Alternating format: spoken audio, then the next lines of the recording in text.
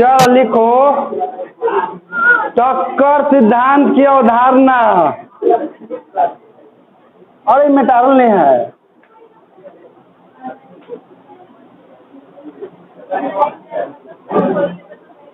ए लड़की टूप टाप लो।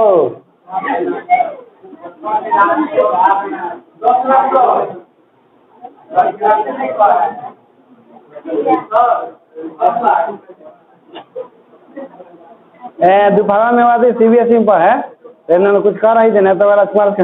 ए लड़की टूप टाप बैठे कि नहीं तू? ओ तो एकदम दिराक एकदम वैसे हुई दो आवाज कल सुन के आके हम कहे न कि जानते हैं सर राजकुमार से हम बोले तो हम तो डरा दम गए हैं, आज तक ले कहीं नहीं जाए थे। तो क्या बोले तो क्यों लड़की तुम कि हम उनका से मैथ नहीं पढ़ेंगे, जब भी पढ़ाइएगा तो पढ़ाइए मैथ, नहीं तो हम नहीं पढ़ेंगे। हम कहें कि हमने कहेंगे कौन क्लास में है? तो 11 में। तो कहेंगे तो हम 11 लाके नहीं पढ़ाते हैं। लिखिए टॉपिक आज टक्कर सिद्धांत की अवधारणा।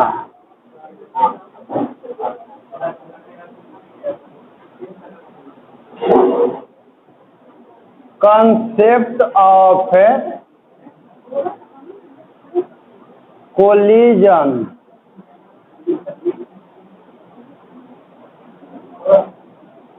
थ्योरी।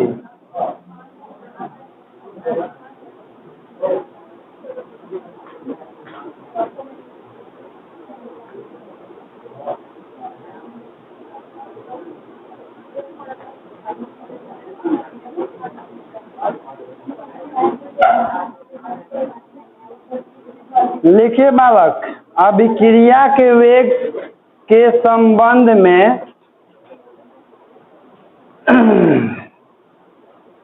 अभिक्रिया के वेग के संबंध में अभिक्रिया के वेग के संबंध में टक्कर सिद्धांत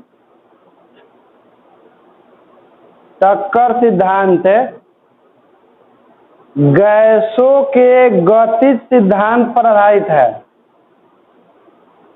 गैसों के गतिज सिद्धांत पर आधारित है। गैसों के गतिज सिद्धांत पर आधारित है, जिसकी मुख्य बातें निम्नलिखित हैं। जिसकी मुख्य बातें निम्नलिखित है।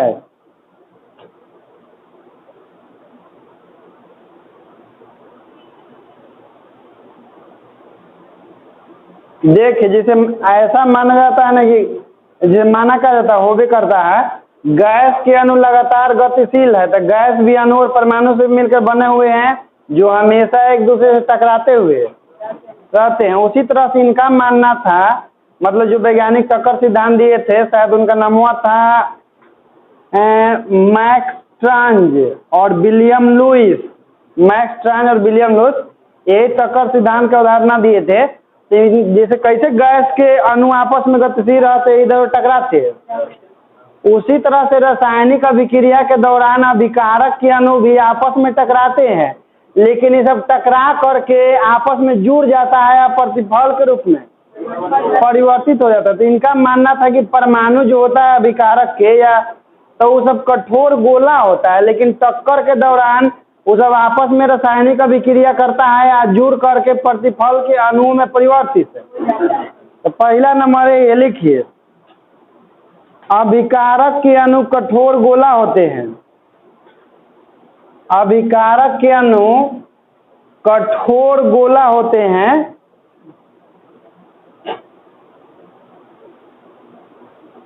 जिनके बीच परस्पर टक्कर होने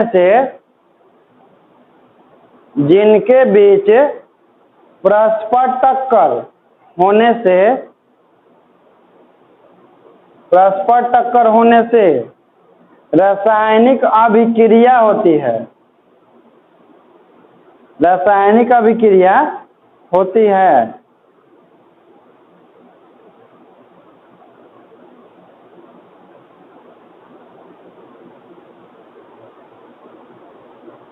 हो गया ना। पहला क्या बोले कि जब विकारक कण ठोस गोला के समान होते हैं, आपस में टकराने से क्या होता है, दोनों के बीच में रासायनिक अभिक्रिया होता है। कहने का मतलब कि प्रतिफल में परिवर्तित हो जाता है, किसके बाद, टक्कर के। तो जितने अधिक हर सेकंड टकराएगा उतने ज्यादा प्रतिफल बनेगा। और प्रतिफल के बनने का वेग या अभिकारक के सांद्रण के घटने का वो अभिक्रिया वेग के नाम से जाना जाता है। तो प्रति सेकंड जितने अभिकारक के टकराएगा तो उसका अभिक्रिया वेग उतने अधिक होगा कि कम होगा। हर सेकंड जितने टकराएगा उतने अधिक प्रतिफल का निर्माण करेगा, यानी कि उतना ही तेजी से विकारक कम होगा और उतना ही तेजी से प्रतिफल बनेगा। तो रासायनिक अभिक्रिया का वेग जो होता है प्रति सेकंड टकराने वाले अभिकारक के अणुओं की संख्या के समानुपाती होता है। तो दूसरा लिखिए, दूसरा अभिक्रिया का वेग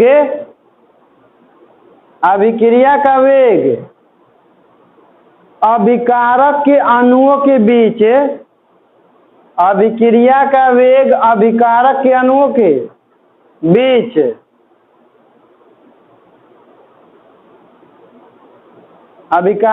के बीच प्रति सेकंड होने वाले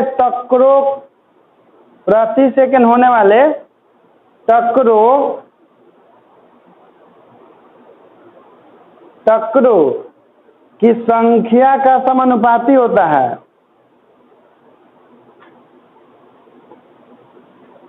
टक्करों की संख्या का समानुपाती होता है, अर्थात अभिक्रिया वेग समानुपाती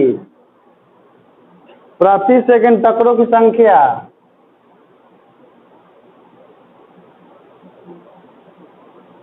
प्रति सेकंड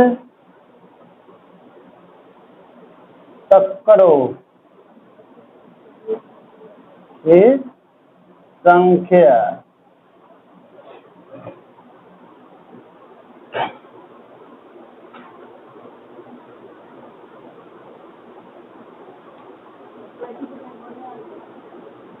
हो गया ना। मतलब जय बार टकराएगा हर सेकंड, जितने अधिक टकराएगा, टकराने के बाद अभिकारक के अणु दूसरे अणुओं के साथ जुड़ जाते हैं ना। अब देखो हर एक, तीसरा ही है कि हर एक टक्कर में रासायनिक अभिक्रिया नहीं होता है। जैसे अणु या परमाणु गतिशील होते हैं तो उनके पास कुछ ऊर्जा होता है ना। तो रासायनिक अभिक्रिया के दौरान जब अणु या परमाणु गतिशील होते हैं और एक दूसरे टकराते हैं तो हर टक्कर में अभिकारक के अणु जो है प्रतिफल में परिवर्तित नहीं होता है, जिसका ऊर्जा का मान संकीर्ण ऊर्जा से अधिक होता है केवल वही प्रतिफल में परिवर्तित है, और जिसका ऊर्जा संकीर्ण से कम होगा वो प्रतिफल में परिवर्तित नहीं होता है। समझा? तो लिखिए, टक्कर होने पर कुछ अणु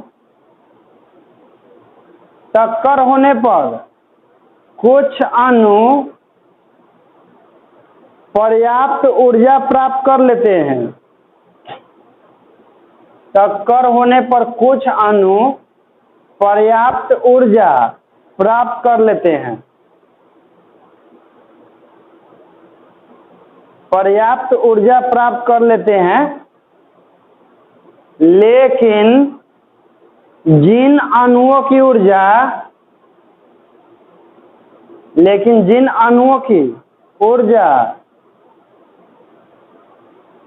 संकीर्ण ऊर्जा से अधिक होती है, संकीर्ण ऊर्जा से अधिक होती है, वही अणु अभिक्रिया करके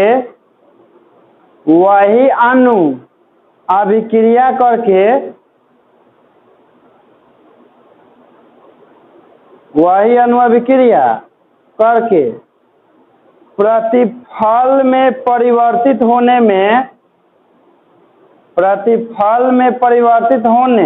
में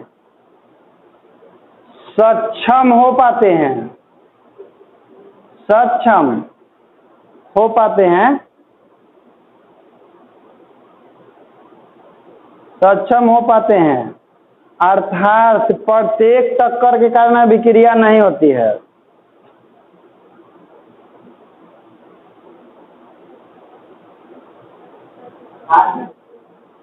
अर्थात प्रत्येक टक्कर के कारण अभिक्रिया नहीं होती है। प्रत्येक टक्कर का अभिक्रिया नहीं होती है।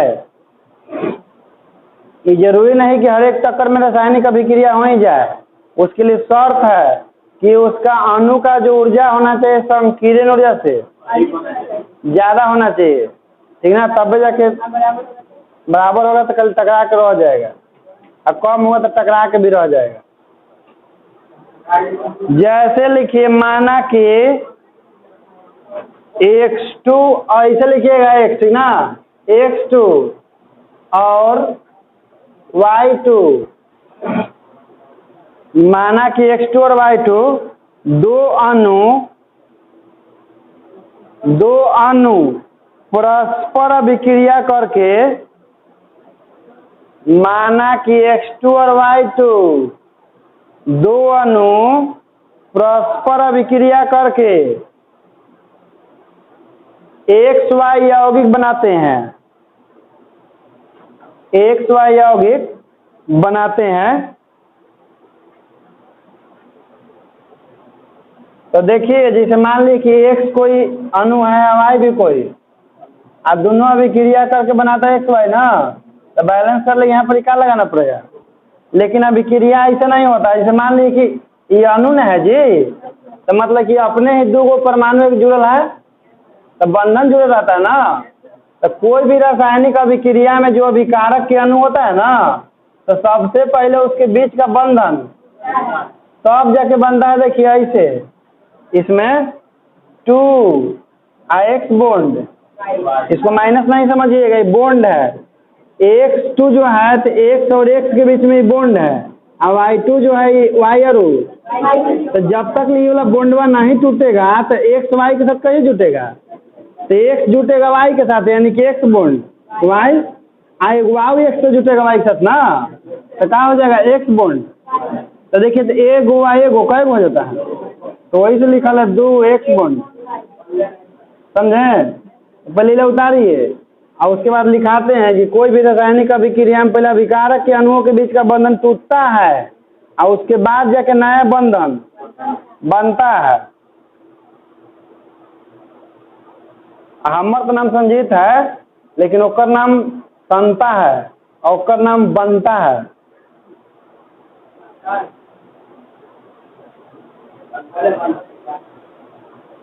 इस अभिक्रिया में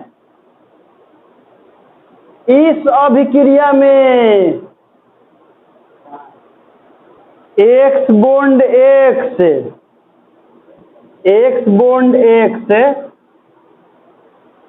और y बॉन्ड y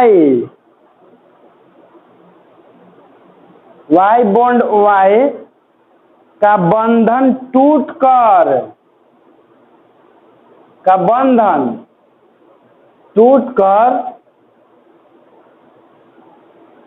नया बंधन x बॉन्ड y बनता है।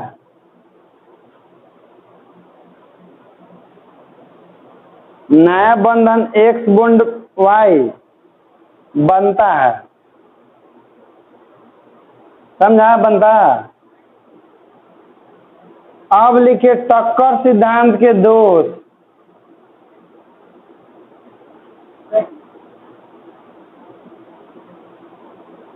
टक्कर सिद्धांत के दोष,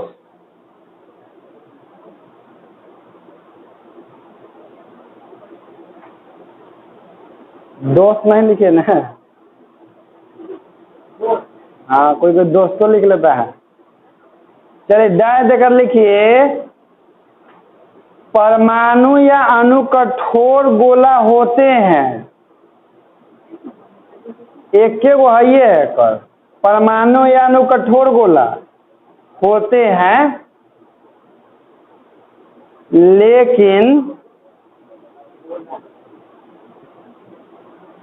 परमाणु यानी कठोर गोला होते हैं, लेकिन उनकी संरचना पर यह सिद्धांत कोई विचार नहीं करता है। परंतु उनकी संरचना पर, हाँ लेकिन या परंतु किंतु शब्द मतलब एक ही होता है। परंतु उनकी संरचना पर यह सिद्धांत कोई विचार नहीं करता है। कोई विचार नहीं करता है मतलब ये बताइबे नहीं करता है कि परमाणु या अणु का संरचना कैसन होता है। खाली यही नहीं बताया ना कि टकराता है तो टक्कर के बाद अभिक्रिया होता है। हर एक टक्कर में रासायनिक अभिक्रिया नहीं होता है। उसके लिए ऊर्जा का जो मान होना चाहिए देहली ऊर्जा से, सॉरी संकीर्ण ऊर्जा से अधिक होना चाहिए, तब जाके वो परिवर्तित होगा। चलिए अब लिखिए प्रभावी टक्कर। अगला प्रभावी टक्कर, इसको हम लोग कहते हैं इफेक्टिव कोलिजन।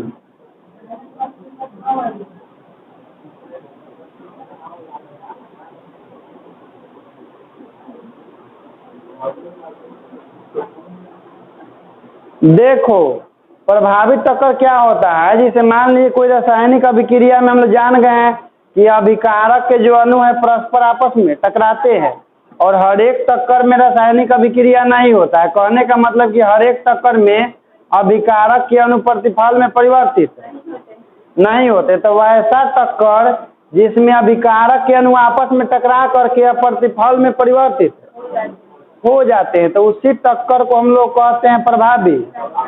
जैसे मान लो कि मार्केट में जा रहा है और कोई लड़की से टकरा गया और से मैंने कि तो सेटिंग हो गया तो समझ लो कि घर बसा सकता है तो प्रभावी टक्कर हो गया। नहीं तो लात जूता खा के लौट गया तो वो हो जाएगा अप्रभावी टक्कर। तो लिखो प्रभावी टक्कर में आई जगह तू बूढ़ी से जाके मत कर नहीं तो कहेगी ए नोतिया के बेटा देख नहीं के चले किस तरह।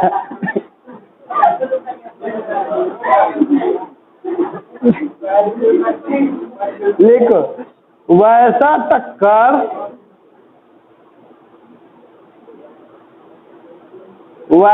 टक्कर जिसमें अभिकारक के अणु, वैसा टक्कर जिसमें अभिकारक के अणु अभिक्रिया के दौरान एक दूसरे से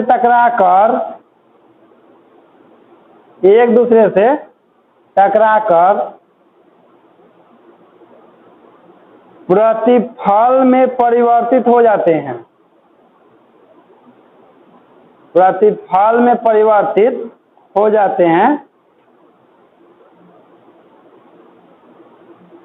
उसे प्रभावी टक्कर कहते हैं।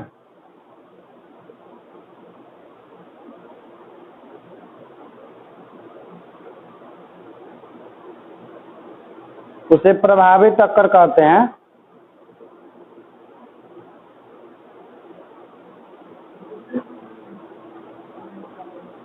अब लिखिए अप्रभावी टक्कर, इसको भी समझाना पड़ेगा। ये तो समझ जाएंगे आराम से। अप्रभावी कभी लात खा गया है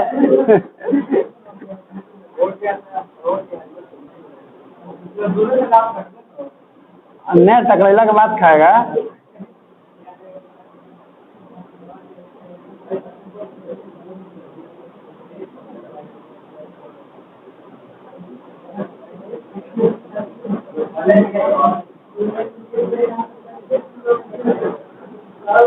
लिखो वैसा टक्कर जिसमें अभिकारक के अणु, वैसा टक्कर जिसमें अभिकारक के अणु अभिक्रिया के दौरान अभिक्रिया के दौरान एक दूसरे से टकराकर प्रतिफल में परिवर्तित नहीं होते हैं। एक दूसरे से टकराकर प्रतिफल में परिवर्तित नहीं होते हैं तो उसे अप्रभावित टक्कर कहते हैं।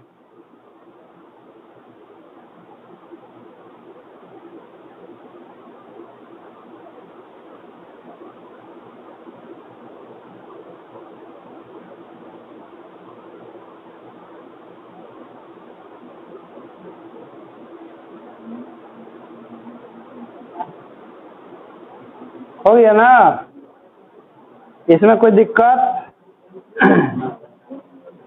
चलिए अब अगला टॉपिक लिखिए, टक्कर कंपनावृत्ति। टक्कर कंपनावृत्ति जिसको हम फिजिक्स में आवृत्ति कहते हैं ना, उसी को केमिस्ट्रिया में क्या कहल जाता है? कंपनावृत्ति कहल जाता है।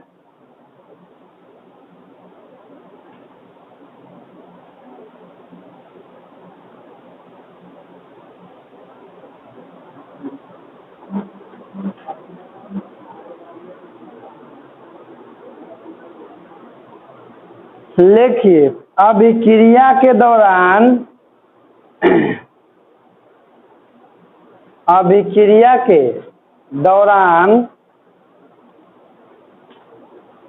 प्रति इकाई आयतन में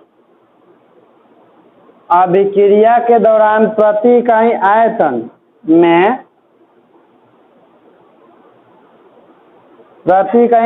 में प्रति सेकंड होने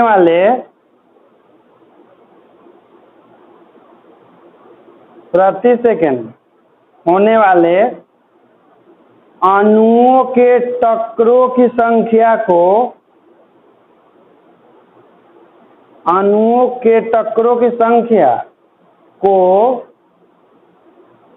टक्कर कंपनावृत्ति कहते हैं।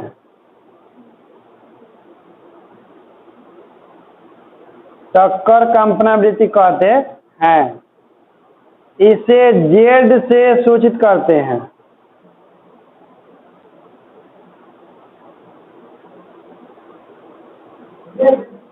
हाँ, जेड सबसे लास्ट अक्षर।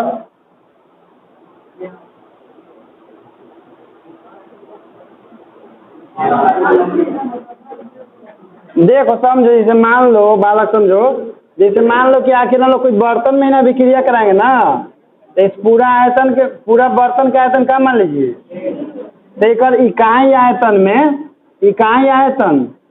1 यूनिट वॉल्यूम में, ठीक ना बालक?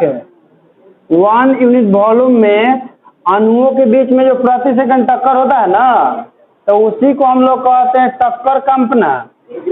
जैसे भी वॉल्यूम में ये तो पूरा ना गया बर्तन का आयतन ना, लेकिन इकाई आयतन में प्रति सेकंड अणुओं के बीच में जो टक्कर होता है उसी को कहा गया है टक्कर कंपना। क्योंकि जैसे आवृत्ति का गणना किया जाता है 1 सेकंड के अंदर, 1 सेकंड पर आवृत्ति गणना 1 सेकंड पर किया जाता है। अब लिखिए देहली ऊर्जा, इसको पढ़ाए कि नहीं पीछे? नहीं? तो चलिए, बड़ा इंपॉर्टेंट है फिजिक्स केमिस्ट्री दोनों के लिए। देहली ऊर्जा या इसी को हम लोग कहते हैं थ्रेशोल्ड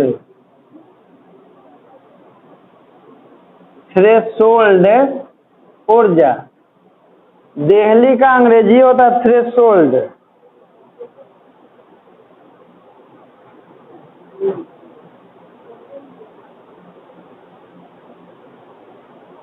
ये होता क्या है ना कि कभी कभी अंग्रेजी जो है ना उसी को हिंदी में लिख के पूछ देता है एग्जाम में कि थ्रेशोल्ड ऊर्जा किस है, तो समझिए कि देहली ऊर्जा के बारे में पूछ रहा है, ठीक ना? हाँ, बड़ा लिख रहे गलती। देखिए जैसे प्रभावित टक्कर का मतलब क्या होता है कि जिसमें अभिकारक के अनुप्रतिफल में, तो प्रभावित टक्कर होने के लिए अणु के पास कुछ ना कुछ ऊर्जा होता है। तो अणु के पास जितना ऊर्जा होता है ना, तो वही ऊर्जा कहलाता है देहली ऊर्जा। यानी कि प्रभावी टक्कर होने के लिए अणु द्वारा प्राप्त ऊर्जा को ही देहली ऊर्जा। तो लिखिए, प्रभावी टक्कर होने के लिए, प्रभावी टक्कर होने के लिए अभिकारक के अणुओं द्वारा, प्रभावी टक्कर होने के लिए अभिकारक के अणु द्वारा प्राप्त न्यूनतम ऊर्जा को, प्राप्त न्यूनतम ऊर्जा को देहली ऊर्जा कहते हैं।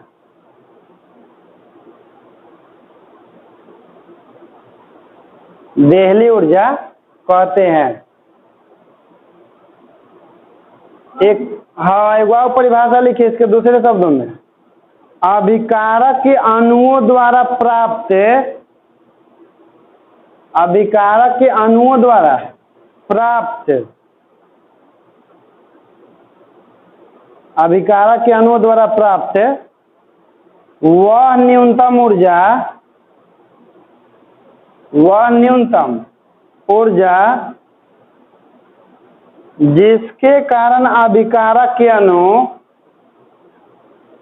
जिसके कारण अभिकारक के अणु एक दूसरे से टकराकर, एक दूसरे से टकराकर प्रतिफल में परिवर्तित हो जाते हैं, प्रतिफल में परिवर्तित हो जाते हैं, तो उसी न्यूनतम ऊर्जा को देहली ऊर्जा कहते हैं।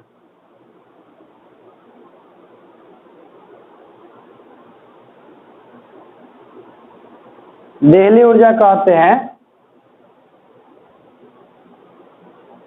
इसे देखिए टी से सूचित करते हैं, इसे ईटी से सूचित करते हैं, ऊपर लिख दिए हैं। एक्टिवेशन एनर्जी को ईएस लिखते हैं, पता है ना। एक्टिवेशन एनर्जी पढ़ा था ना, कि जो अभिकारक के अणु को एक्टिवेट कर देता है कि चल भाई। अब लिखिए टॉपिक सक्रिय अणु। सक्रिय अणु, सक्रिय अणु का मतलब कौन चीज, जो सक्रिय हो गया एकदम, कौची में बदले लगी, हाँ प्रतिफल में बदलने के लिए, इसको बोलते हैं एक्टिव मॉलिक्यूल।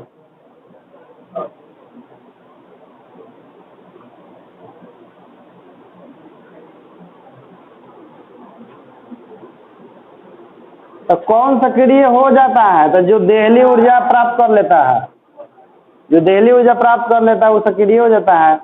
तो लिखिए देहली ऊर्जा वाले अणु को सक्रिय अणु कहते हैं।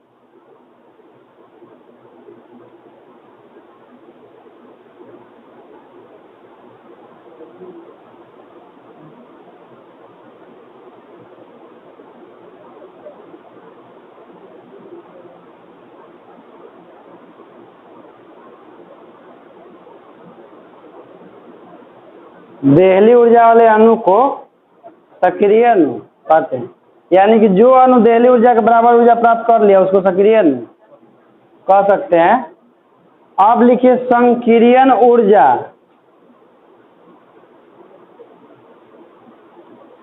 संकीर्ण ऊर्जा यानी वो दूसरे शब्दों में परिभाषा है, ठीक ना। लिखिए अणु की देहली ऊर्जा तथा अणु की सामान्य अवस्था में ऊर्जा, अणु की देहली ऊर्जा तथा अणु की सामान्य अवस्था में ऊर्जा, सामान्य अवस्था में ऊर्जा, अणु की देहली ऊर्जा तथा अणु की सामान्य अवस्था में ऊर्जा के अंतर को संकीर्ण ऊर्जा कहते हैं। संकीर्ण ऊर्जा कहते हैं।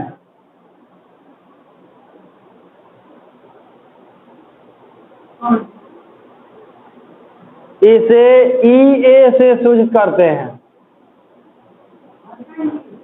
आप बड़का ए, अब बड़का ए, या छोटका ए भी लिख सकते हैं। इसका फॉर्मूला लिखिएगा, अर्थात संकीर्ण ऊर्जा बराबर, अर्थात संकीर्ण ऊर्जा बराबर देहली ऊर्जा माइनस सामान्य ऊर्जा। संकीर्ण ऊर्जा बराबर देहली ऊर्जा माइनस सामान्य ऊर्जा। सामान्य ऊर्जा, तो सामान्य ऊर्जा की ई पार्टी लाइएगा तो प्लस में हो जाएगा ना, तो देहली ऊर्जा का फॉर्मूला क्या हो जाएगा, तो नीचे लिख लीजिए। इसलिए देहली ऊर्जा बराबर संकीर्ण ऊर्जा प्लस सामान्य ऊर्जा। देहली ऊर्जा बराबर संकीर्ण ऊर्जा प्लस सामान्य ऊर्जा। सामान्य ऊर्जा प्लस हो गया ना। अब देखिए देहली ऊर्जा का जो मान है वो दोनों को जोड़ने पर तब न बराबर आता है। तो हम लोग कह सकते हैं कि देहली ऊर्जा का जो मान होता है सामान्य ऊर्जा से भी अधिक होता है और संकीर्ण ऊर्जा से भी। तो नोट लिख लीजिए, देहली ऊर्जा का मान हमेशा, देहली ऊर्जा का मान हमेशा हमेशा संकीर्ण ऊर्जा और सामान्य ऊर्जा से अधिक होता है। देहली ऊर्जा का मान हमेशा संकीर्ण ऊर्जा और सामान्य ऊर्जा से अधिक होता है।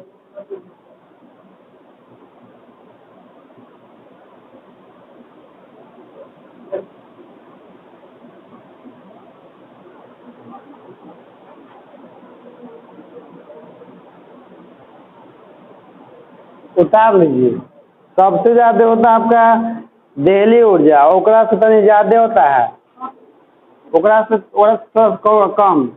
देहली ऊर्जा संकीर्ण ज्यादा होता है, सॉरी फिर उल्टा बोल रहे हैं, कम होता है, और सबसे कम होता है सामान्य ऊर्जा।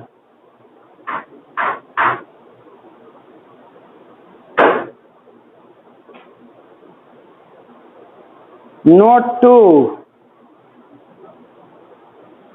लिखिए, टकराने वाले अणुओं की ऊर्जा, टकराने वाले अणुओं की ऊर्जा, टकराने वाले अणुओं की ऊर्जा संकीर्ण ऊर्जा से अधिक होने पर ही, संकीर्ण ऊर्जा से अधिक होने पर ही अभिक्रिया हो सकती है।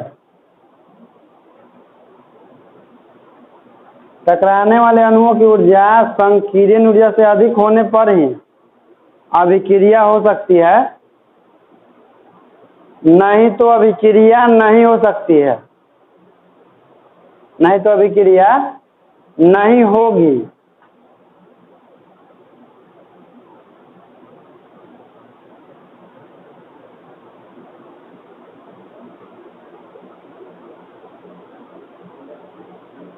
नहीं तो अभिक्रिया नहीं होगी। चलिए लास्ट टॉपिक लिखिए, आर्हेनियस का समीकरण, आर्हेनियस का समीकरण।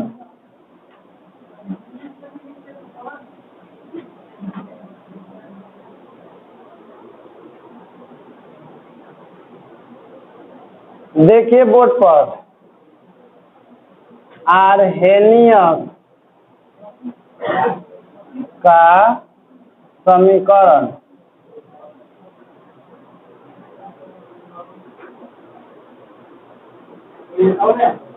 है इंग्लिश है ओकर, हाँ चल लिखिए। तो उसमें देखो, जैसे हम लोग जानते हैं ना कि कोई भी रासायनिक अभिक्रिया होता है रासायनिक अभिक्रिया का जो वेग होता है तापमान पर निर्भर करता है। तापमान बढ़ने पर अभिक्रिया वेग बढ़ता है कि नहीं। आर्हेनियस क्या किए कि अभिक्रिया के वेग और उसके ताप के बीच में एक संबंध स्थापित किए हैं और वही समीकरण कहलाता है आर्हेनियस का। तब बिना प्रयोग के लिए निकलने होंगे, किन्हें निकाले के मन है तो निकाल देते हैं ऐसे पॉकेट। हाँ हमर तो निकाल लिखो, ताकि हम नहीं निकाले उसने निकला। लिख आर्हेनियस ने अपने प्रायोगिक परीक्षणों के आधार पर आर्हेनियस ने अपने प्रायोगिक परीक्षणों के आधार पर आर्हेनियस ने अपने प्रायोगिक परीक्षणों के आधार पर अभिक्रिया के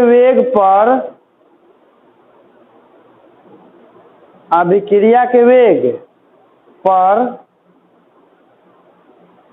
ताप के प्रभाव को व्यक्त करने के लिए ताप के प्रभाव को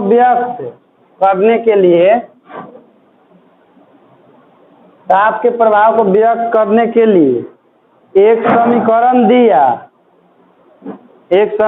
दिया जो इस प्रकार है।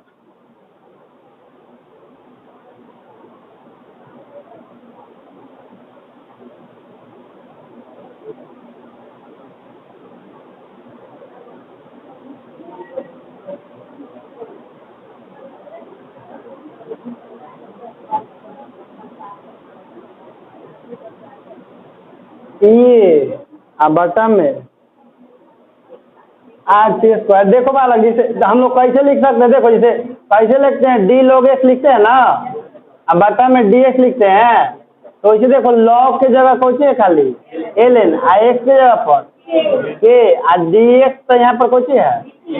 तो चलिए लिखते चलिएगा मेरे साथ।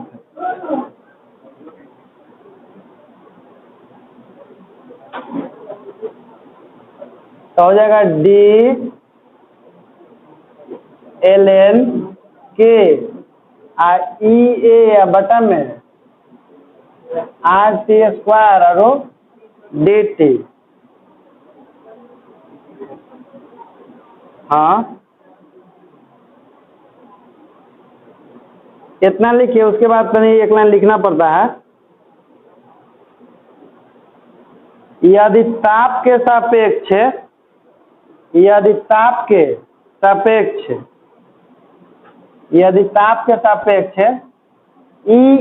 स्थिरांक हो तो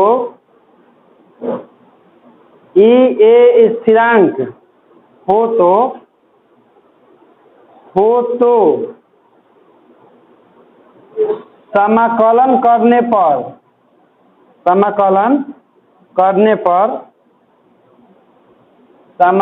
करने पर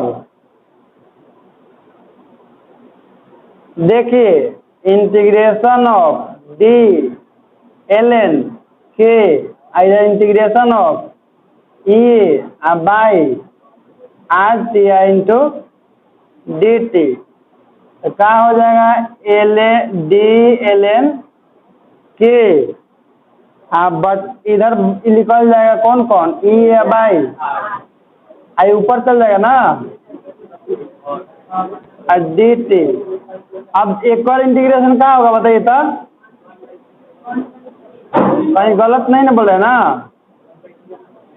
देखो जैसे dx के क्या होता है ln के ना होगा खाली, एक और देखिए e a बटा में r 3/2 के क्या होगा, डायरेक्ट लिख दें -1 बाई केवल t होगा, t² नहीं, ठीक ना।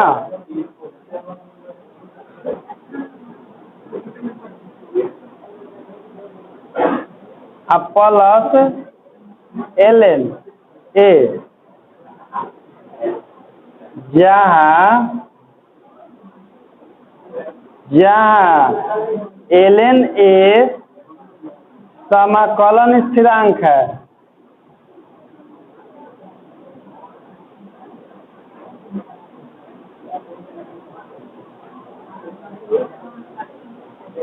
समाकलन स्थिरांक है।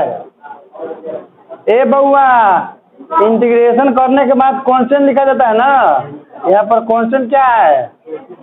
हाँ, ललन टॉप एल के आई स्क्वायर नहीं लाएंगे तो लॉलीपॉप नहीं रहेगा, एल नहीं हो जाएगा। और उन्हें क्या बचेगा? खाली देखिए बचेगा उन्हें माइनस ई बटा में RT।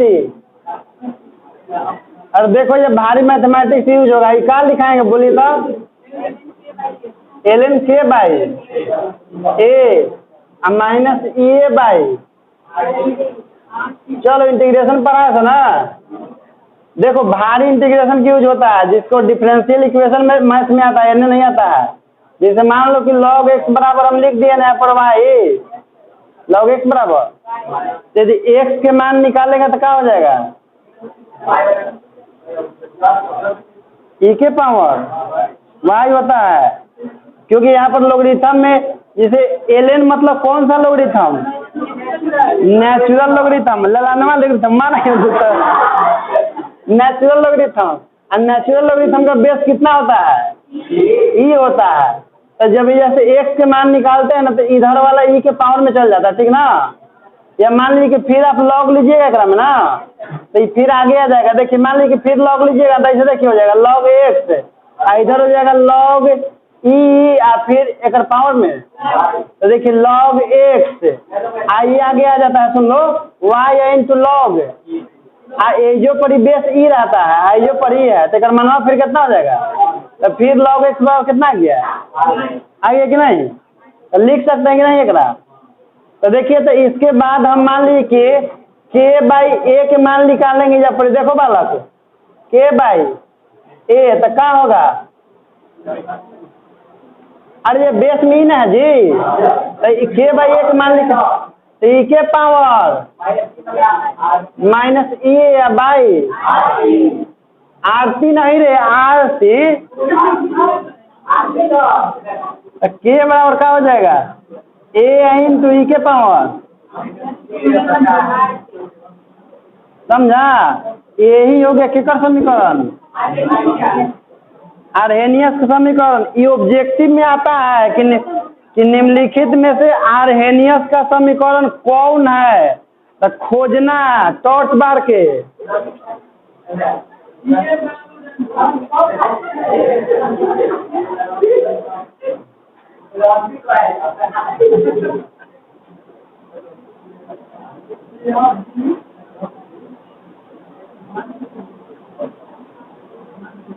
यही आर्हेनियस का समीकरण है, इतना लिख देना।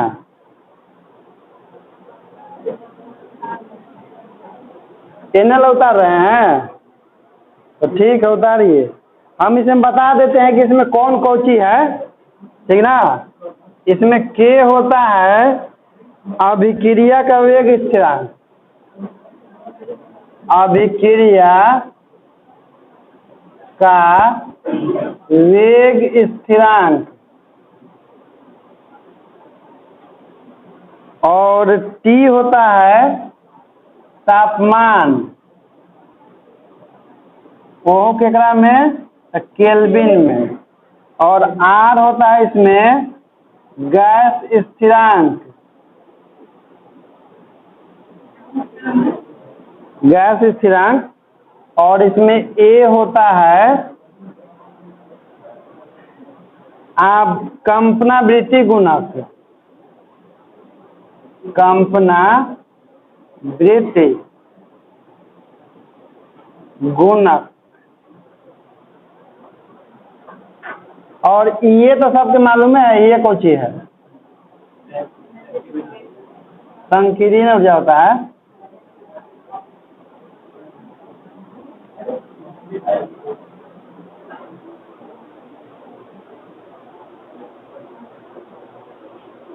रोको तने,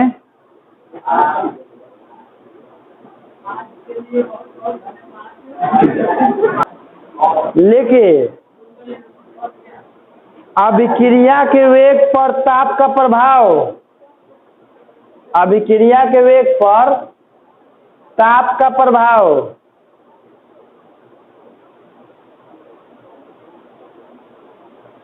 अभिक्रिया के वेग पर ताप का प्रभाव। देखो ठंडा के दिन में कैसे दम कठुआल रहता है, अब तनी से आग ताप लेता है तो हाँ अब पढ़ेंगे लिखना शुरू हो जाता है। यानी कि तापमान बढ़ने पर अभिक्रिया का वेग पहले से क्या होता है, तो ये लोग के शारीरिक एक्टिविटी बढ़ जाता है। लिखो अच्छा मार लेगा बोतल,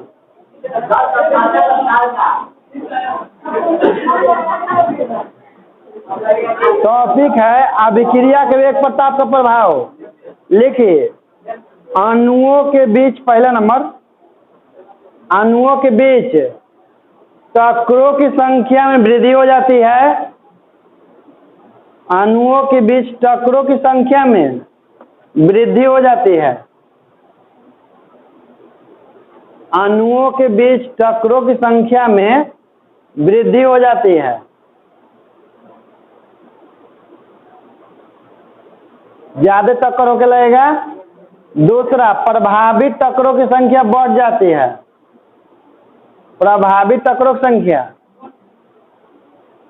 बढ़ जाती है, मतलब जौन जौन टकराया ना परिवर्तित हो गया ना, खत्म घर बस गया होकर।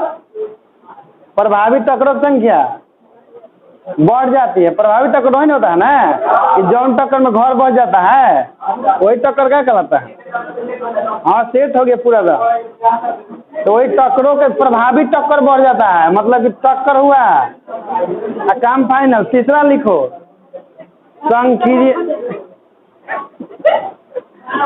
संकीर्ण ऊर्जा का मान बढ़ जाता है, संकीर्ण ऊर्जा का मान बढ़ जाता है, बढ़ जाता है। तो आज के लिए इतना ही।